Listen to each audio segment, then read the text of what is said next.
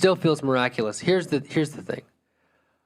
This is a story about my eye surgery.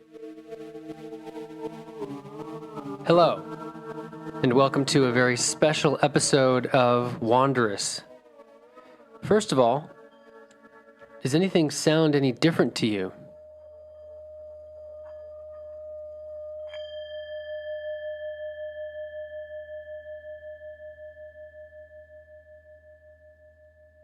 I hope so, because I have some new equipment that I'm testing out, so please let me know what you think.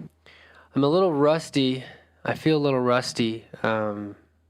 People who have been reading the Patreon blog will know that it's been a difficult time, and I won't get into that right now.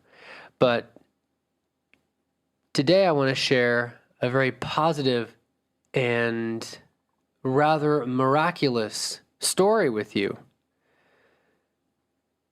about what happened to me when I was in New Delhi recently.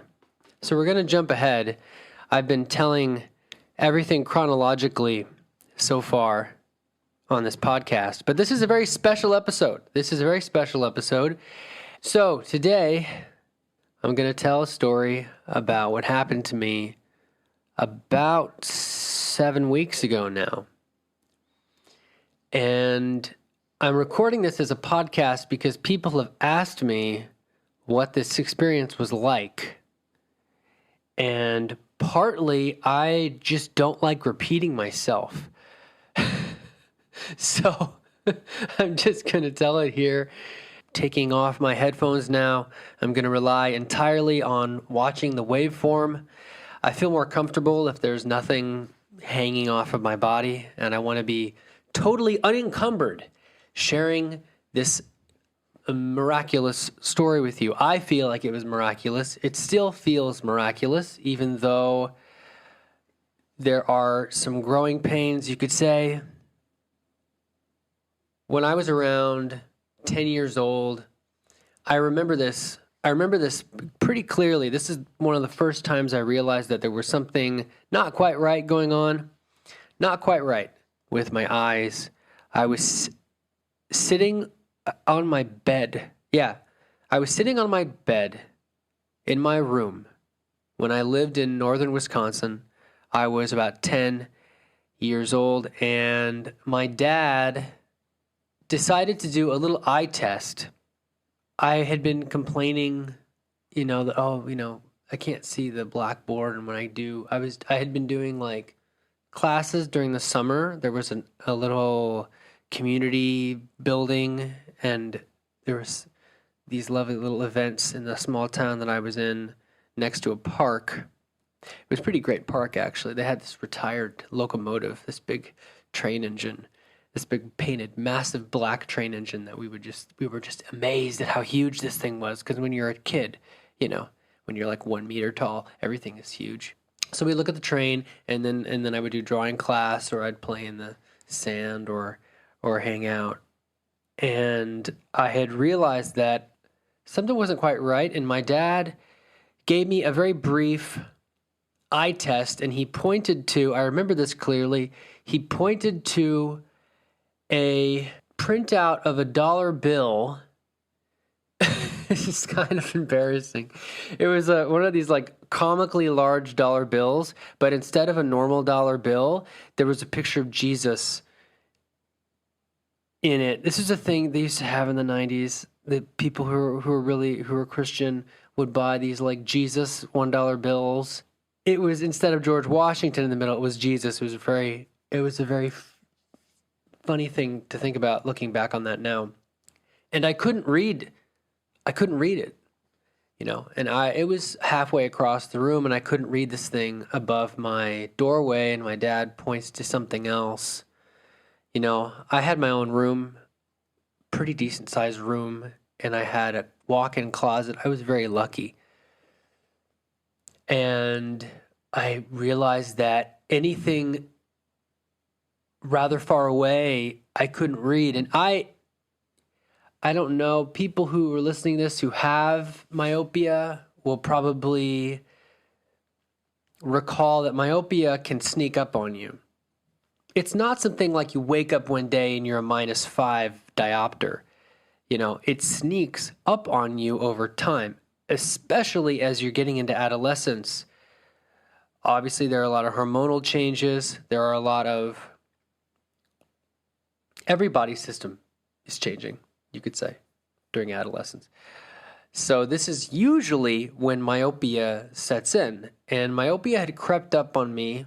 I do still wonder if it was connected to a lot of the stress at the time. I had a very stressful first grade year, which I won't entirely go into, but it was... I just was bored by the classes. The teacher was pretty adversarial to me, and I had been diagnosed with ADD at the time. Back when they called it ADD, now they call it ADHD, Attention Deficit Hyperactivity Disorder. But they wanted to medicate me so I would focus better in class. But the thing was, my grades were very good. I think I was getting like the equivalent of A's and B's. I wasn't struggling academically. I was struggling in the classroom setting, right? So they wanted to medicate me, and my parents were like, hell no. No. And I ended up being homeschooled for a few years after that, because they were like, well, we don't want to medicate our kid. He's completely healthy. And that was the right choice. But there were all these changes that were happening, and I think that I often wonder if in those few years that if some of the stress was also connected to the eyes. I don't know. Maybe not. I did notice, I also recall sitting closer to the TV more over time. So, we had a living room, and, we had like 2 couches, and I would be, in the beginning, I'd be like 4 meters away to 10 feet away across the room. And then I would it crept up on me. The myopia crept up on me, and suddenly I was sitting in the middle of the room, 2 meters away. I wanted to be closer. It's not like it was a large TV. It was probably a 36-inch TV, like a meter across, diagonally. I'm using metric for people who listen to this later in the future when imperial measurements are regarded as very silly, because they are. And I'm also saying it for all the non-Americans who will listen to this. So as is usually the case, my myopia proceeded to get worse and worse and worse over the next 10 years. And I started doing research about this. I learned about the Bates method, and I practiced parts of it, but I was at the time I found out about it, I had reached a -7 in my left eye, maybe a -7.75 diopters.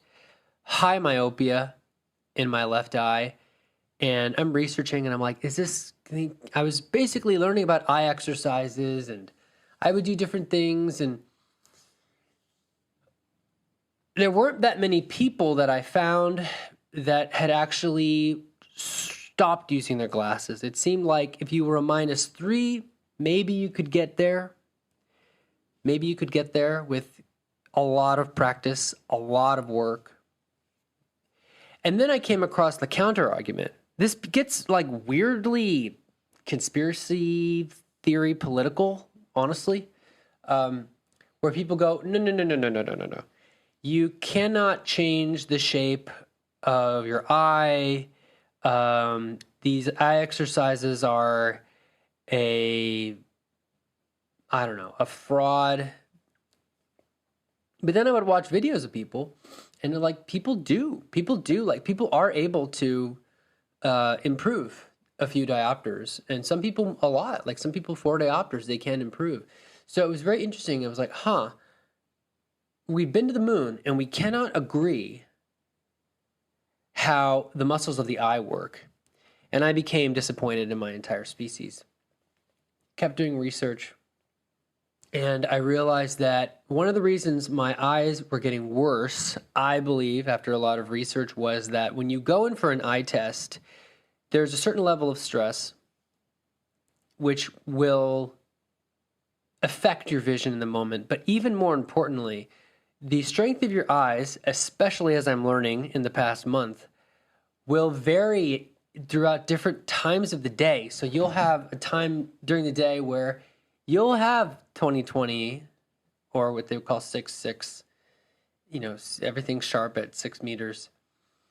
And then another part of the day, depending on the lighting, you won't. You'll have, 20/40 vision. It'll be weaker because you're not getting enough light, or your eyes are simply tired, or you haven't been focusing on anything far away. So your ability to accommodate for distance is stressed, basically.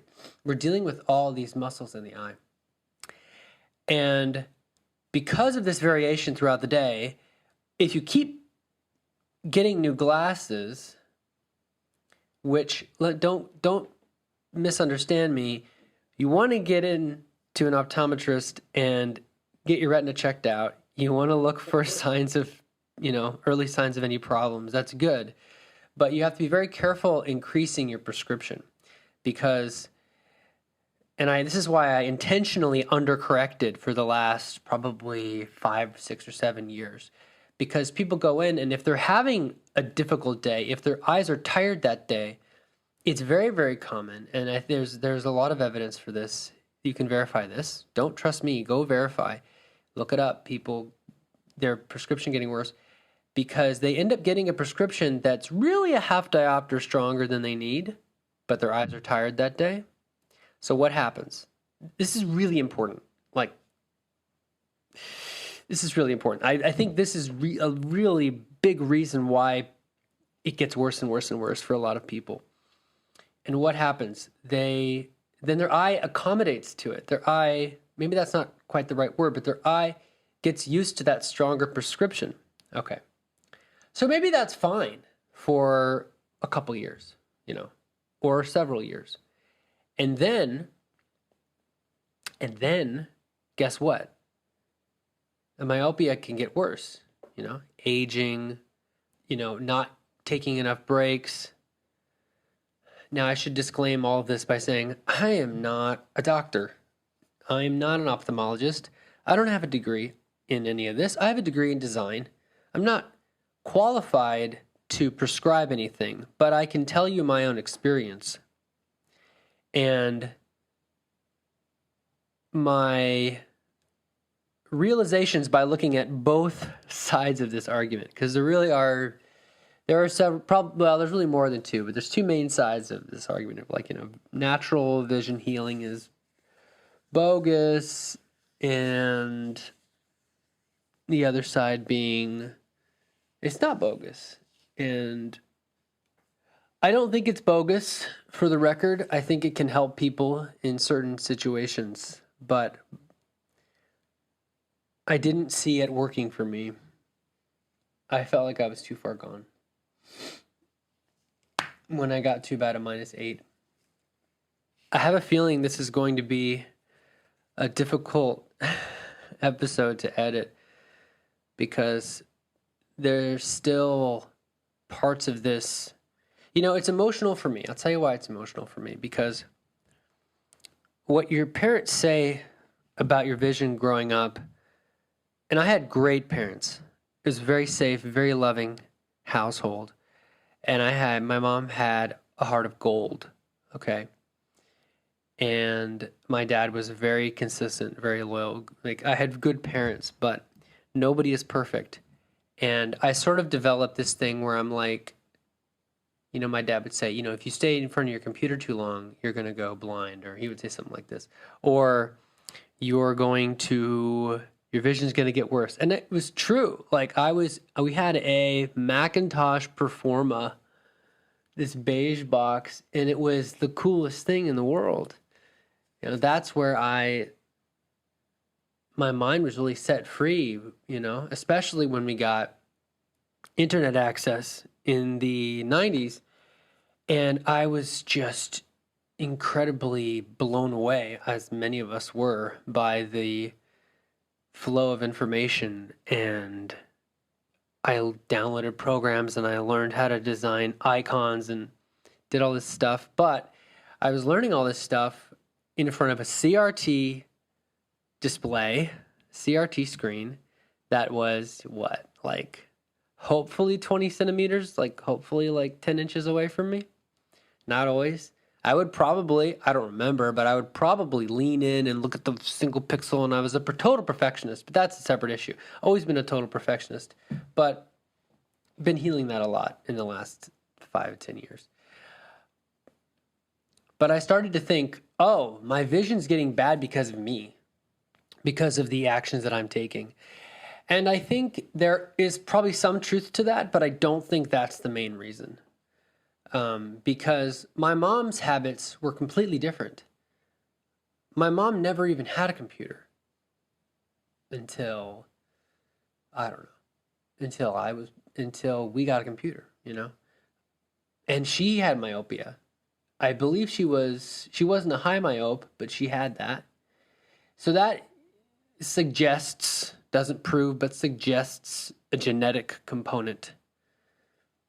I want to be careful about how I talk about this because some people get, what's the right word? Emotional when I talk about causes of myopia. And I get that. And I'm not saying I have the answers to this. I'm sharing my own conclusions. I'm not prescribing big solutions. And I'm sharing a story. And this has already been a long preamble to a pretty cool story. So we flash forward, we fast forward, we something forward. And I end up getting contact lenses, which helps in terms of my sense of freedom. I had to get them when I started practicing karate in college. And that was scary, learning how to touch your eyeball. But I got really good at it. And around the age of 25, my prescription sort of stopped changing. And it was very, very gradual after that. And when you research this, typically that's what you see. Prescriptions rarely change very much after like Saturn's return, like after 28. They don't really shift dramatically in the 30s. Usually things have stabilized. But of course, there are challenges with contact lenses. You know, they fall out. You can't really swim with them. You're not supposed to. You can a little bit. I would do it when I lived in Hawaii. I would put contact lenses in, and I would wear my mask, and that was fine. It's fine. I mean, it was required because at that point, being like at least a -7.5 and a -5.5 diopter, you know, left and right eye respectively, with an astigmatism in my right eye and apparently a slight astigmatism in my left eye. I couldn't function without corrective lenses. I couldn't see anything. Okay, it's to the point where I couldn't see, all I could do is read a book. Anything beyond the distance of reading a book, completely unreadable. And even then, I had to hold the book pretty close to my face to read. It was that level of like, nope. It was a big nope. It was a big nope. Now, one of the funny side effects of this, having high myopia, is it's not like you lose everything. Everything just shifts closer. So what I discovered was, especially in my left eye that was very high myopia, I could see individual ink dots. It might be hard to believe, but it's true. There is this like circular radial pattern that they use on magazines and book covers and things. And if you're a very high myope, maybe you can say this. Tell me if you've noticed this in the comments. You can see. It's like having a microscope eye. You can see if you relax, you can see individual ink droplets, and it's interesting. It's like having a magnifying glass, kind of, a bit better, and That's true on devices as well. That's true on phones, where I could not just see individual pixels, I could see individual pixels. If I relaxed my app, I really looked, be like, oh yeah, I see them. They're really small, but I could see them. But if I really relaxed and I don't know if relaxed is the right word, but basically relaxed, this is the crazy part. I could see the hairline gaps between pixels.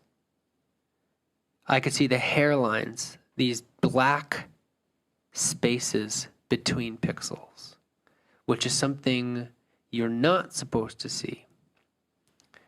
That's the only cool thing about being a high myope, is you can see freakishly small things that you can tell funny stories about, but not very practical. So flash forward again.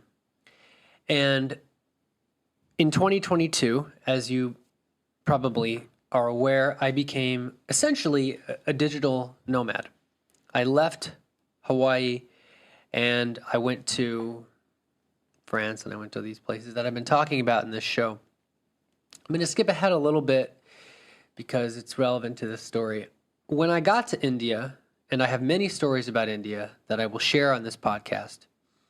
When I got to India the first time, I was really hit by the heat, obviously, and the humidity. There are parts of India that are humid, and I don't know where all the humidity is coming from. I guess it's just coming in from the Indian Ocean, but very far inland, very far from the ocean, quite humid. And adjusting to, this is the first thing that hit me. This is not the most important thing, but when you're wearing glasses, even if they're durable glasses that don't have the nose pads, that was a little lesson I learned when I broke nose pads off because I kept adjusting them. Better for me not to have nose pads, better to have a single piece of plastic or acrylic that I'm not just adjusting. Even when you have relatively very easy to clean glasses, it's a burden. India really highlighted for me how much my prescription, my glasses, were a burden. I'm wiping sweat off my nose all the time. I go into places and they fog up. Now, this would happen to me for people who wear glasses. You know this.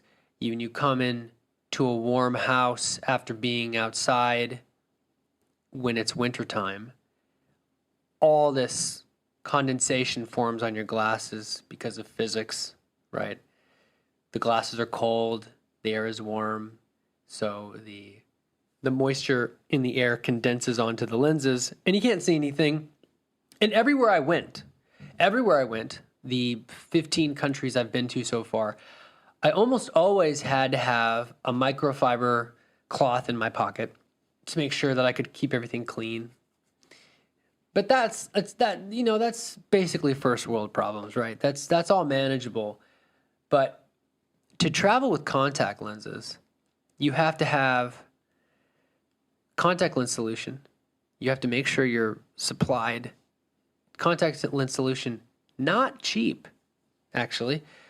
And you're sort of managing a whole eye project just to be able to be flexible. Because if you go to a place that's tropical, there are places where I go where, especially living in Indonesia when I was living there, it's going to rain every day in certain parts of the year. It's not safe for me to go out in the rain wearing glasses. When the glasses get all wet, you can't really see through them, And yeah, you can have an umbrella, sure, but just try it. Just try it. Try to keep your glasses totally dry.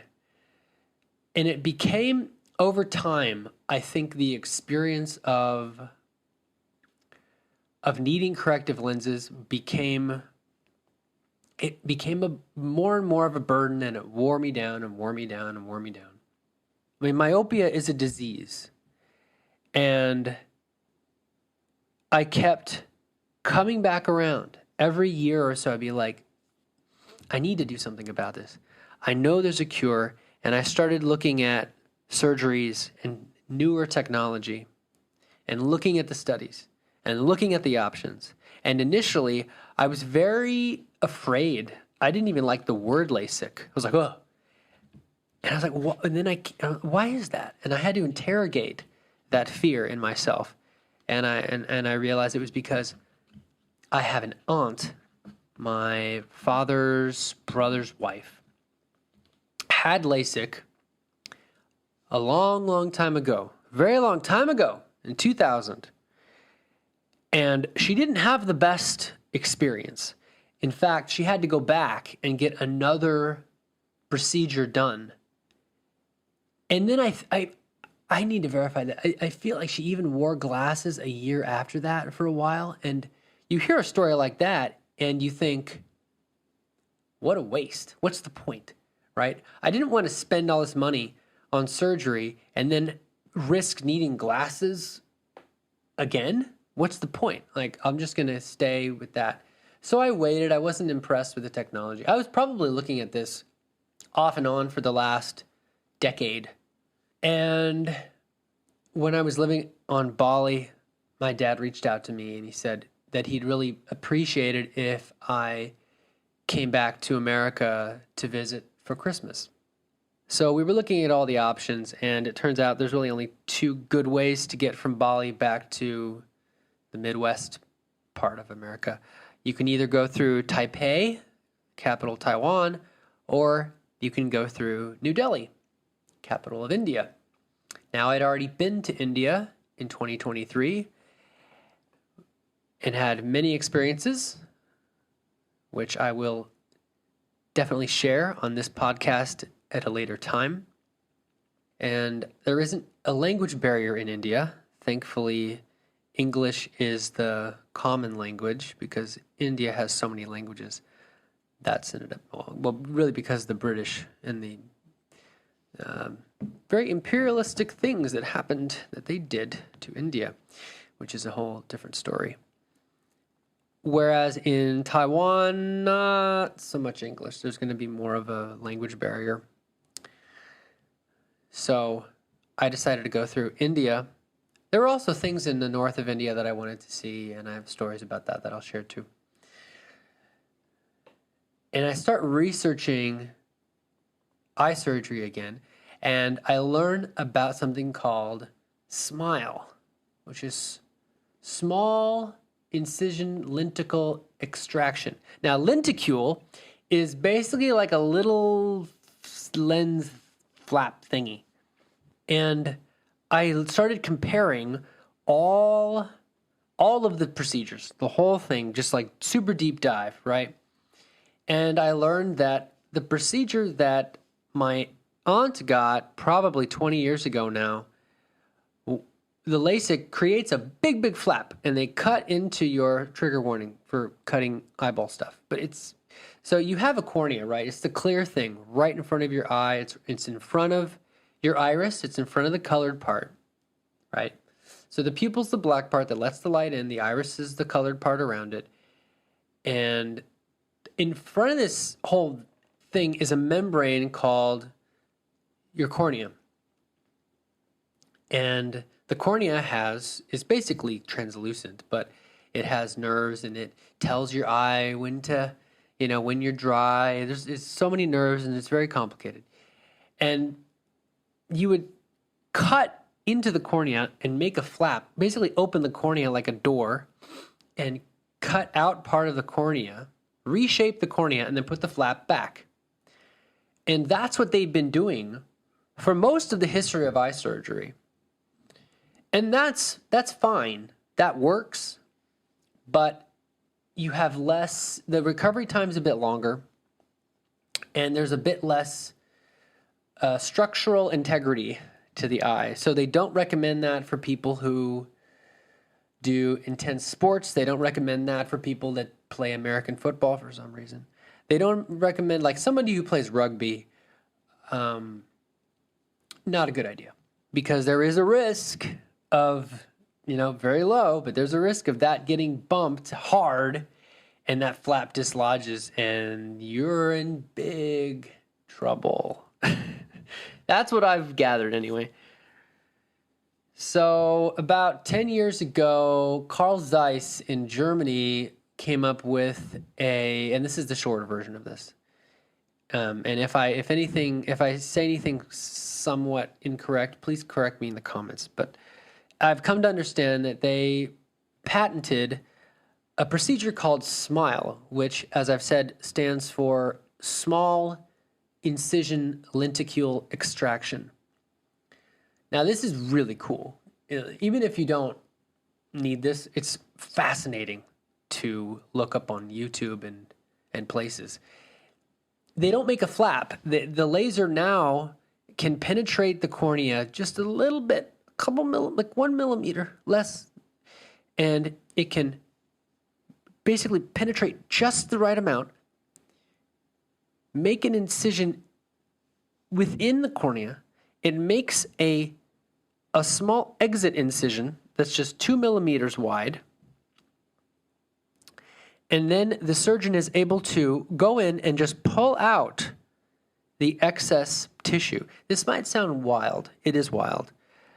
But basically, you're reshaping the cornea to correct for the misshapenness of the whole system. So, if your eye is slightly the shape of a football, which is what occurs in myopia, it's just a little bit too long. A little bit. It's not that much. It's a little bit. If you reshape the way the light comes into the front, that doesn't matter. That's the short version. If you reshape the cornea, and I'm talking like 1/100th of a millimeter, like very tiny, very, very tiny amounts, very small changes. And you can perfectly correct for astigmatism, which even glasses don't perfectly correct for astigmatism.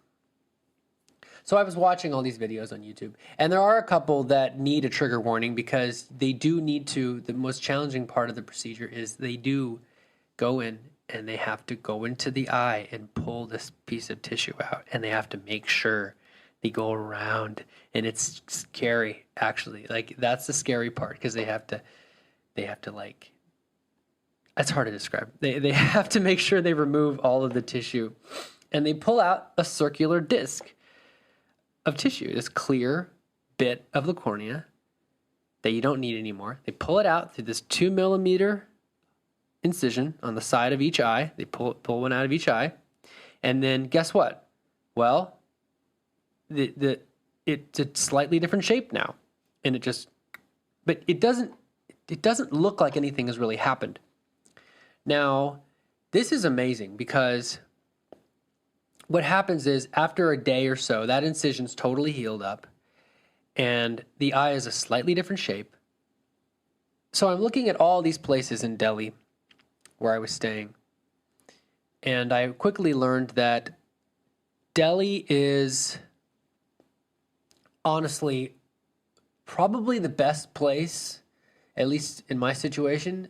It's one of the best places in the world to get laser eye surgery, especially if you want the newer techniques like SMILE or SMILE Pro. So a year ago in 2023, they came up with an updated version of this where the machine, it used to take 20 seconds, now it takes 9 seconds. And the recovery time is faster, and it's called SMILE Pro, and it is the most advanced procedure that we have. Like that, or Contura is also quite advanced, but the recovery time is longer because they're actually carving the surface. This one, the surface is not changed. It's they've removing, like I said, they're removing a lenticule from within, so the recovery time is so fast compared to everything else. And I think I'll plug where I went. I was looking at a couple places. The first place I looked at was Visual Aid Center, but it looked a little expensive. And I looked at I-7, but a couple of the clinics didn't offer SMILE. There's obviously all these hospitals and places in Delhi. Delhi's huge. And what do you do, right? when you're in Asia, what you do is you text everybody on WhatsApp and you ask for price quotes.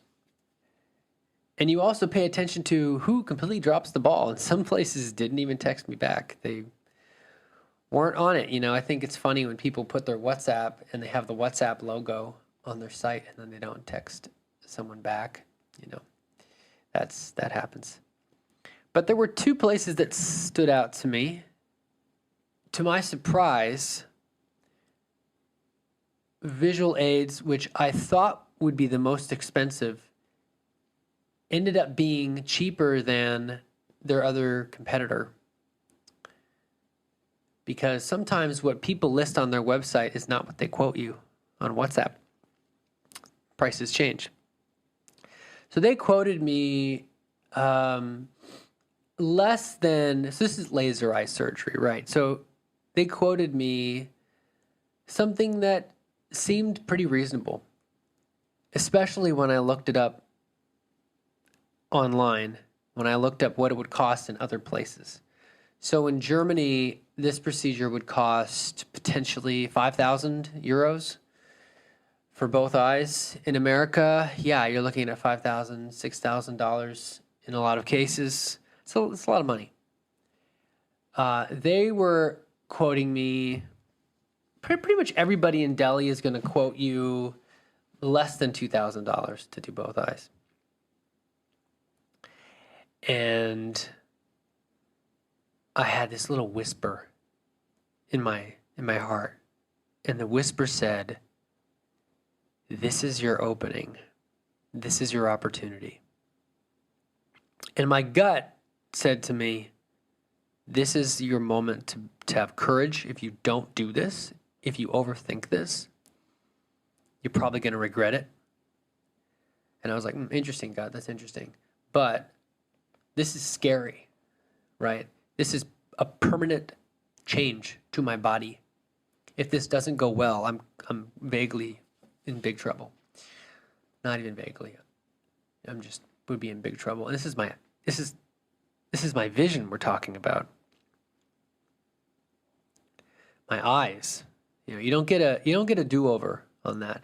Now, of course, what do? You obsessively research what is the failure rate of this.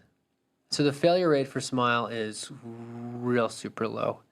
And I basically came to the conclusion it was more likely that I would get into a car accident on the way to the clinic than have a serious problem with this, which in New Delhi might not surprise you. So I go in for a consultation and I walk into Visual Aid Center and I'm immediately delighted by a life-sized photo of His Holiness, the 14th Dalai Lama, standing next to the president of the clinic, the founder of the clinic. And I find out that the Dalai Lama goes there to get his glasses, even though Dharamsala is a 10-hour drive. I mean, everything's in Delhi. A lot of people come down. That's pretty much the route. Most people get their specialized medical attention if they're living up in that area in the mountains of Dharamsala in Himachal Pradesh, which is the state Dharamsala is in. They'll go all the way down to New Delhi. So I was like, if this is good enough for the Dalai Lama, it must be pretty good.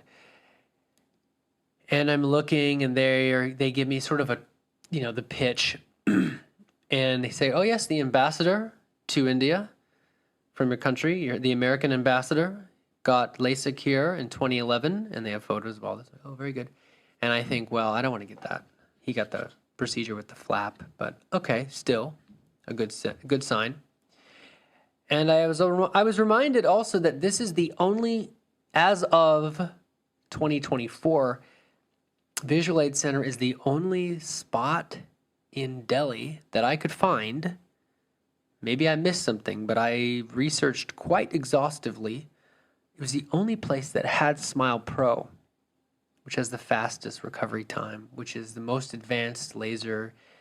The machine even has like artificial intelligence built into it. It's this big machine that you lie down in. I'll get to that part. And long story short, they give me a free consultation and they scan my eyes for free, which I thought was a nice gesture.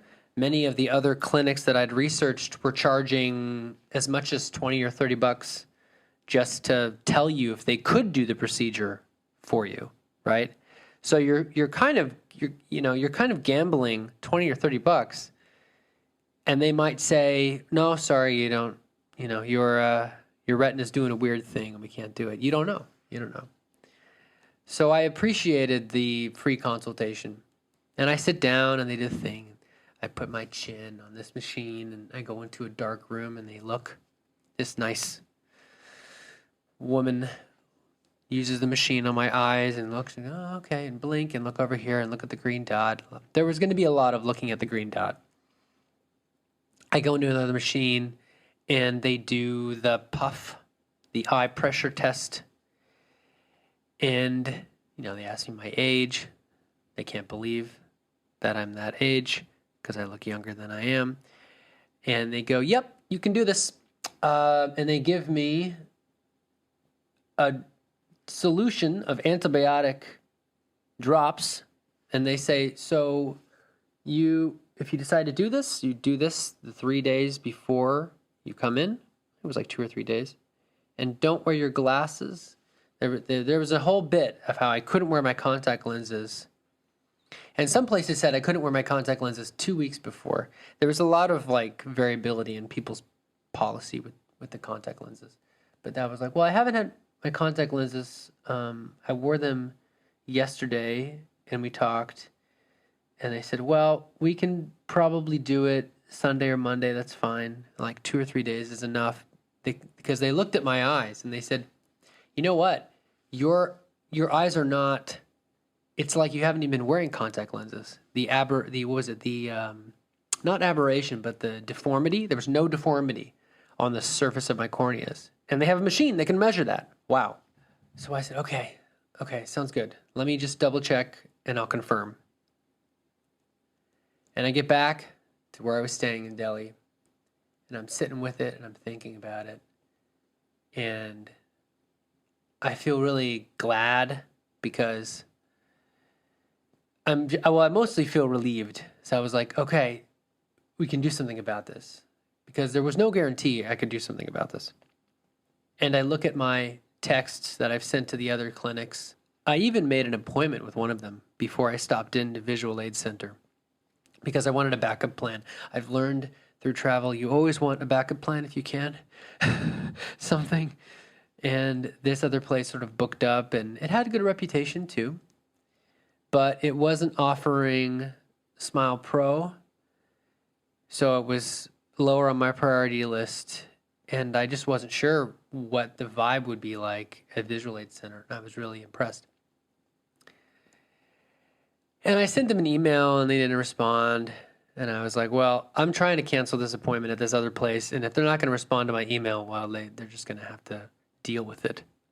So I'm sitting there back at the place I'm staying, and I felt that nudge again. I got that little whisper of this is it. This is what you've been waiting for. I naturally felt nervous, even though the deck was stacked in my favor, you could say. The odds were really good. It was going to turn out very well.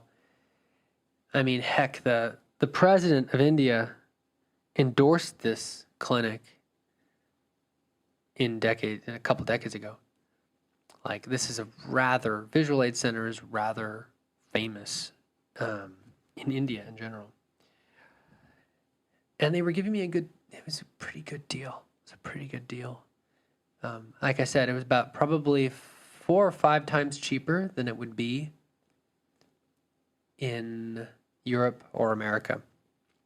So after I sat with the decision for a while, I texted them back and I told them I was up for it.